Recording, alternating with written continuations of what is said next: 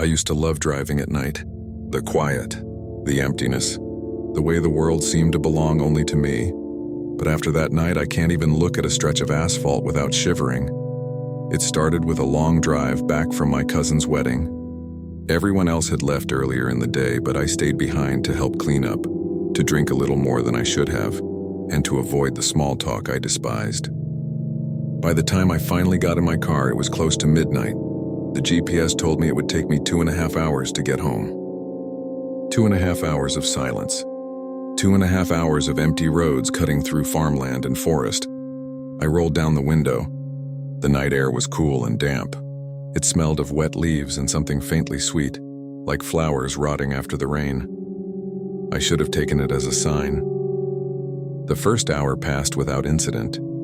The road was mine alone, lit only by the weak glow of my headlights.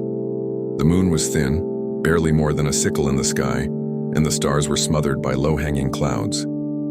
I passed no cars, not one. Just endless trees, the occasional wooden fence, and the blurred shapes of barns crouched in the dark.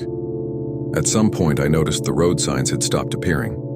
No speed limit markers, no town names, no gas station billboards, just the road stretching into the void with nothing to break the monotony but the low hum of my tires. I told myself it was fine. Country roads could be like that, sparse, forgetful. But then the road began to change. At first, it was subtle. The pavement seemed to ripple in the beams of my headlights like heat waves on asphalt, but it wasn't hot. The night was cold. The longer I stared, the more wrong it looked. The blacktop didn't just shine, it seemed to move. Like it was breathing. I blinked, rubbed my eyes. Maybe I was just tired. I pressed the gas a little harder, eager to get off that stretch. But the road seemed endless. Every bend I turned looked the same. Every tree was the same shape, the same height, leaning in just slightly too close, and then I saw it. A shape in the road. At first I thought it was roadkill. A deer, maybe. But as I got closer, I realized it wasn't an animal. It was a person. A man. Sprawled out across the center line. Arms outstretched as if crucified. His face was tilted toward me, mouth open, eyes wide. I slammed the brakes. Tires screamed. My seatbelt cut into my chest. The car skidded sideways before shuddering to a stop, just a few feet from his body. Heart pounding, I fumbled for the door handle. "Are you okay?" I shouted into the night, but the man didn't move. Didn't blink. Cautiously, I stepped out. The air was colder than before, sharp in my lungs. My headlights washed over him, making his skin look waxy, pale. I crouched down, reaching for his neck to check for a pulse. That's when I saw his chest rise, slow, shallow. A breath. But it wasn't the man who was breathing. It was the road beneath him. The asphalt swelled like lungs. The painted yellow line expanded and contracted. The man's body rose and fell with it, as though he were nothing more than a doll lying on the chest of something much larger, something alive. I stumbled back, choking on fear. The man's eyes snapped to mine, wide, unblinking.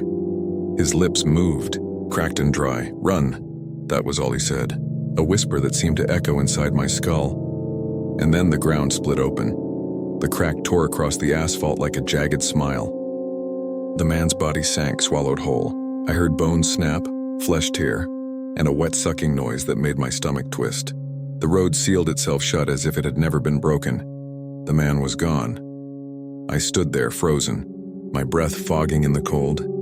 Then the road pulsed again. It wanted me next. I ran back to the car, nearly tripping over my own feet. My hands shook so badly I fumbled the keys, dropping them twice before I managed to jam them into the ignition. The engine roared to life and I floored it, tires spitting gravel as I tore down the road. The asphalt beneath me rippled, heaving like a living thing. I could feel the vibrations through the wheel, through the pedals, through my bones. The road wasn't supporting me anymore. It was holding me, and it didn't want to let go. I tried to call someone, anyone, but my phone had no signal. The screen flickered, lines crawling across it like veins. Even the GPS froze, the blue dot spinning in circles before vanishing entirely. I was alone. The trees on either side began to change. Their trunks bent inward, forming an arch over the road. Their branches clawed at the roof of my car. I swear I heard them whispering. Not leaves, not wind, words. Stay, stay. Stay. My headlights caught movement up ahead. Another figure in the road. This time I didn't slow down. I couldn't. As I got closer, I saw it wasn't a man. Not anymore. It was the same body, twisted, stretched thin like melted wax. Its arms dragged across the asphalt, fingers leaving trails in the tar. Its jaw hung loose, swinging with each step. It raised its head. Its eyes glowed with reflected light, but they weren't human anymore. They were the same dull yellow as the painted line on the road, and its mouth opened, wider than any mouth should. Stay. I swerved, missing it by inches. My car shuddered, metal groaning as if something had scraped the side. I didn't dare look back, but I could hear it, running after me. Its footsteps pounding in rhythm with my racing heart. The road kept twisting, stretching, never ending. No signs, no exits, just darkness and that thing chasing me, and then, lights up ahead, I saw the faint glow of a gas station. Fluorescent bulbs humming, neon buzzing. A lone building sitting at the edge of the trees. Relief crashed over me. Salvation. I pulled into the lot, slamming the brakes so hard the car fishtailed. The building looked abandoned. The windows were coated in grime, the door hanging open. But I didn't care. I just needed to be off that road. I ran inside. The air was stale, thick with dust. Shelves empty except for a few rusted cans and shattered glass. But I wasn't alone. At the far end of the store, standing perfectly still, was the man from the road. His clothes were torn, stained black. His skin was gray, stretched tight, and his eyes, those dead, painted yellow eyes, locked on mine. He smiled, a slow, unnatural curl of the lips. "You shouldn't have left," he whispered. The floor beneath me trembled. Cracks spread across the tiles, dark veins pulsing through concrete. The walls groaned. The shelves rattled, and then the floor split open just like the road. I tried to run back outside, but the doorway was gone. Just a solid wall of rotting wood where the exit had been. The man walked toward me, slow and deliberate, his feet sinking slightly into the trembling ground. "This place doesn't end," he said. "It only feeds." The cracks widened. The air filled with the stench of tar and blood. Something massive shifted below. Breathing, waiting. I realized then the truth. Wasn't just the road that was alive. The whole land was, every mile of it, and I was trapped inside its body. The floor gave way. I fell into darkness, swallowed whole. I don't remember how I survived. I woke up in my car, parked on the side of a perfectly normal highway, the morning sun burning my eyes. The gas station was gone. The twisted man was gone. The breathing road was gone. But I know it wasn't a dream. Because every night since then, when I close my eyes, I hear it. The low hum of tires, the whisper of trees, the steady pulse of asphalt rising and falling, waiting for me to drive again. And sometimes, when I pass a stretch of road alone at night, I swear I feel it breathing, twist ending. I checked my phone later that day. My GPS history said I never left that stretch of highway. 2.5 hours of driving in circles. No gas station, no turnoffs, no towns. Just a loop. I shouldn't be here to tell you this. Because when I looked at my reflection in the rearview mirror, my eyes were the same dull yellow as the painted line on the road. I was 24 when it happened. Too young to know better. Too arrogant to fear the silence of the road. I thought I was in control. But that night taught me otherwise. That night, the road gave me a passenger, and I should never have stopped. It was late September, the air brittle with the first hints of autumn. I was driving back from a work trip, cutting through a stretch of highway that locals warned me about. They called it Route 190, though I noticed no signs bore the name. A road that slithered through farmland and forests, rarely patrolled, rarely traveled after dark. I didn't care. I wanted to shave off an hour, and shortcuts felt like victories to me back then. The sky was heavy with clouds, no stars, no moon. Just the beams of my headlights and the low hum of my tires against the cracked asphalt. My radio had long since dissolved into static, so I drove in silence. That's when I saw her. She stood at the edge of the road, thumb sticking out, the universal gesture of someone desperate for a ride. At first, I thought I imagined her. Who the hell hitchhikes in the middle of nowhere after midnight? But the closer I got, the clearer she became. A woman, tall, thin, long black hair plastered to her face as though it had rained. Her clothes didn't match the season. A pale summer dress torn at the hem, barefoot, skin ghostly in the headlights. I slowed down. Against every instinct, I slowed down. Her head lifted. Her face came into view and she smiled. It wasn't a warm smile, not one of relief or gratitude. It was wide, too wide, lips stretched like a mask, teeth gleaming too sharp in the dark. I should have kept driving, but I didn't. The car rolled to a stop beside her. The passenger door clicked open without me touching it, and she got in. The air inside the car grew cold instantly. My breath fogged in front of me. She didn't look at me, just faced forward, her hands folded neatly in her lap. Her dress was damp. I could smell it. Not rain, not water, something metallic like rust. Like blood. Where are you headed? I asked, my voice cracking. She tilted her head slowly, like the question confused her. Home, she whispered. That was all she said. For miles, she didn't speak again. Just sat there rigid, smiling. Every time I glanced at her, her eyes seemed darker. Not just dark, empty. Holes punched into her skull. I tried to focus on the road. I gripped the wheel until my knuckles ached. The silence pressed on me like weight. Then, without turning, she spoke again. Do you know this road? Her voice was soft, but it crawled inside my ears, sticky and cold. No, I admitted. Her smile widened. Nobody does. Not until it's too late. I laughed nervously, desperate to dismiss it. But then I realized the road had changed. I hadn't noticed when, but the asphalt looked older now. Cracked, broken. The lines faded to nothing. The trees pressed closer, bending inward like ribs around a throat. I checked the clock on my dashboard. 12:13 a.m. When I looked again 5 minutes later, it was still 12:13. The second hand didn't move. The car's headlights flickered, and the woman beside me whispered, "You're going the wrong way." I slammed on the brakes. The car skidded to a halt, dust rising from the road. I turned to her. Her head was bent at an impossible angle, chin nearly touching her chest. Her hair hung forward like a curtain. Then she snapped her head upright faster than I could blink. Her face was closer now. Too close. That smile splitting her cheeks. Her gums were black. Her teeth endless. There's only one way, she hissed. And then she vanished. The seat beside me was empty. Cold air rushed through the car, though the windows were closed. I was alone. Or so I thought. I drove. I didn't know where else to go. The road stretched endlessly. No signs, no towns, no exits. Just blacktop unraveling into forever. But the mirrors betrayed me. In the rear view, I saw her sitting in the back seat. Her smile reflected back at me. Wider than ever, teeth too many, too sharp. I whipped around. The seat was empty. But when I faced forward again, she was in the passenger seat. Closer. Always closer. I screamed. Slammed my fists against the steering wheel. My vision blurred with tears. "What do you want from me?" I shouted. She leaned forward. Her lips brushed my ear. Her breath was ice. "I want you to drive. I don't remember much after that. Just fragments. The road twisting in ways it shouldn't. Loops that brought me back to the same dead tree, the same broken guardrail. Hours passing, but the clock frozen at 12:13, her voice guiding me. Filling the car. Whispering directions that led nowhere. Left. Right. Faster. Don't stop. And always, always, that smile.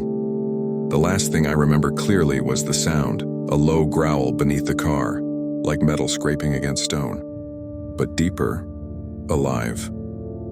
I looked down, and the floor of the car bulged. The carpet rose like something was pressing from underneath. The pedals quivered beneath my feet.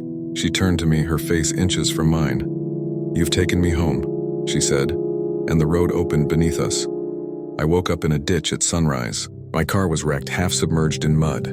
The windshield shattered. The seats torn, but no sign of her, at least not at first. When I staggered out, I saw the road behind me. Faded, cracked, broken, and on the asphalt, written in something dark and sticky, were words, "Thank you for the ride."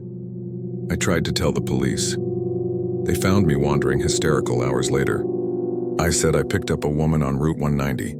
I said she vanished, that she smiled too wide, that the road itself changed. They looked at me like I was insane. Because, they said, Route 190 hasn't existed for 50 years. It was torn apart after a landslide. Dozens died when the asphalt split open and swallowed the cars whole. No one drives that road anymore. No one can, twist ending. Sometimes late at night, I see her again. Not on the road, not in my dreams, but in my mirror, always in the back seat, always smiling, waiting for me to give her another ride. I never feared the highway before that night. I thought the open road was freedom.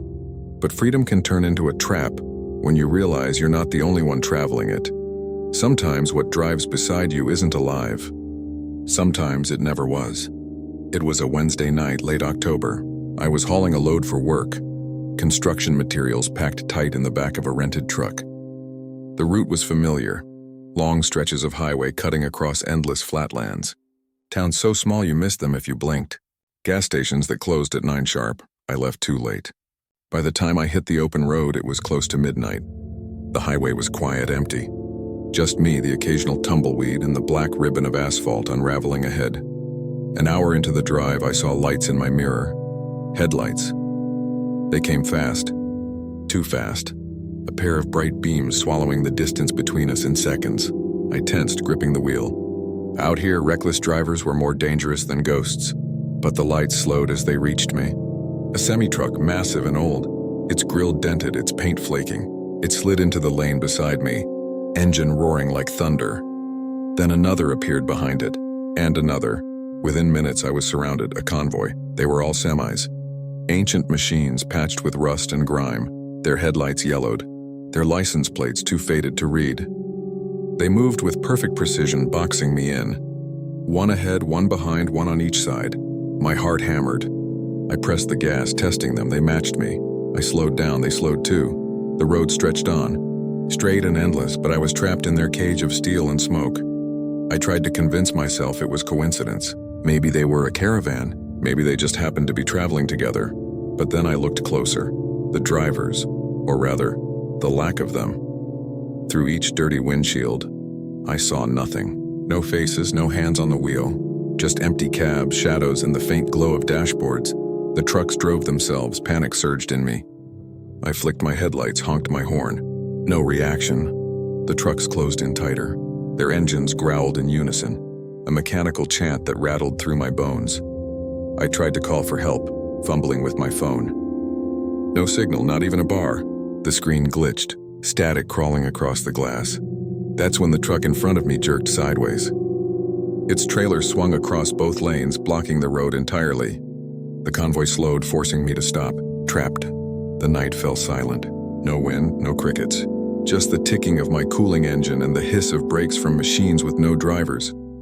I sat frozen, hands locked on the wheel, eyes darting from one truck to the next. And then, they opened. The trailer doors, all at once. Metal groaned, locks snapped, hinges screamed. One by one, the massive steel doors swung wide, revealing nothing but darkness inside. And something waiting. At first, I thought it was smoke. Thick shadows spilling out of each trailer, rolling across the asphalt like fog. But fog doesn't move like that. Fog doesn't crawl, shapes writhed within it. Long, spindly limbs, heads too small for their bodies, jaws that unhinged with sickening cracks. Dozens of them. Hundreds. Crawling out of the trailers, pouring onto the road, their eyes glowed faint white. Their mouths were nothing but gashes, and they were all looking at me. I slammed the truck into reverse, tires screeching. The convoy shifted instantly, moving as one. The semi behind me lurched forward, blocking my escape. The ones on the sides pressed closer, scraping against my doors. Sparks flying. I was trapped inside a cage of machines, surrounded by things that should not exist. The creatures crept closer, dragging their limbs, gnashing their teeth. Their whispers filled the air like radio static twisted into words. Join. Join. Join. I lost it. I threw the truck into gear and rammed the semi ahead. Metal crunched. My windshield shattered, but the truck didn't budge. It was like hitting a wall. The creatures swarmed. They climbed the hood, their faces pressing against the glass. Their teeth scraped, leaving trails. Their fingers clawed at the seams of the doors. I screamed, slamming my fists against the wheel. And then, just as suddenly as it began, it stopped. The headlights flickered. The trucks vanished, the creatures dissolved into mist. I sat alone on an empty stretch of highway, my own truck idling, the road quiet as a grave. No convoy, no monsters, just silence. I would have thought I imagined it if not for the damage, The dents on my doors, the shattered windshield, the long, deep scratches carved across the hood, proof. I drove until sunrise, shaking the entire way. When I finally reached a gas station, I stumbled inside, babbling to the clerk about phantom trucks and impossible creatures. He just stared at me. Finally, he said something that froze my blood. "You're not the first." He told me stories, whispers from truckers who swore they'd seen the convoy, men who vanished for days only to turn up parked on the side of the highway, staring blankly at nothing.